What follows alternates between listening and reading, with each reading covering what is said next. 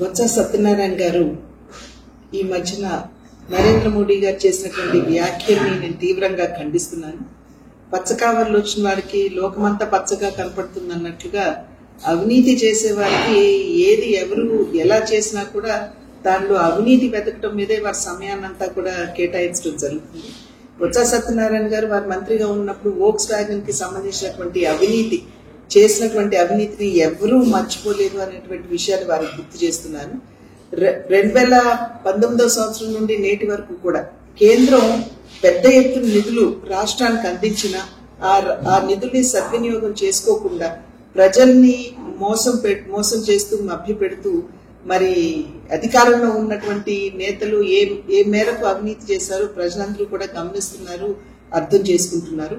అదేవిధంగా railway zone కి సంబంధించి కూడా రైల్వే జోన్ కి మేము అంకితమై లేము అనేటువంటి విషయం ఇవాళ నేను తీవ్రంగా ఖండిస్తున్నాను.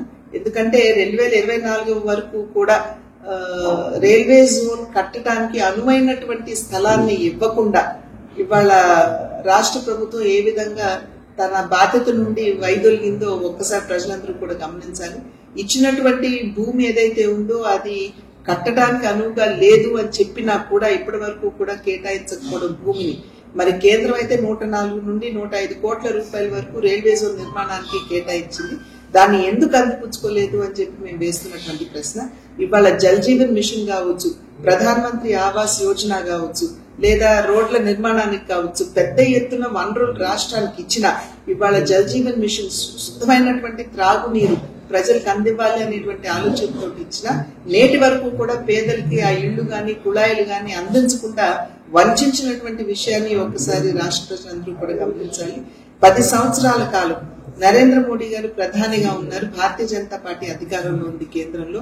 నేటి వరకు కూడా ఎవరు వేలెత్తి చూపి ఈ అవినీతిని మోడీ గారు గాని లేదా వారి సహచర మంత్రులు గాని చేశారు అది చెప్పలేనటువంటి పరిస్థితిలో పసలేనటువంటి ఆరోపణలు చేయడం ఎంతవరకు సమంజసం అని చెప్పి బొత్స సత్యనారాయణ గారికి నేను వేస్తున్నటువంటి ప్రశ్న. ఇవాళ నరేంద్ర మోడీ గారు వచ్చి ఈ రాష్ట్రంలో 100% కరప్షన్ 0% డెవలప్మెంట్ అన్నది ఏదైతే వారు అంశాన్ని లేవనెత్తారో ముందు దానికి జవాబు ఇవ్వమని చెప్పి నేను బొత్స సత్యనారాయణ గారికి నేను వేస్తున్నటువంటి సవాల్.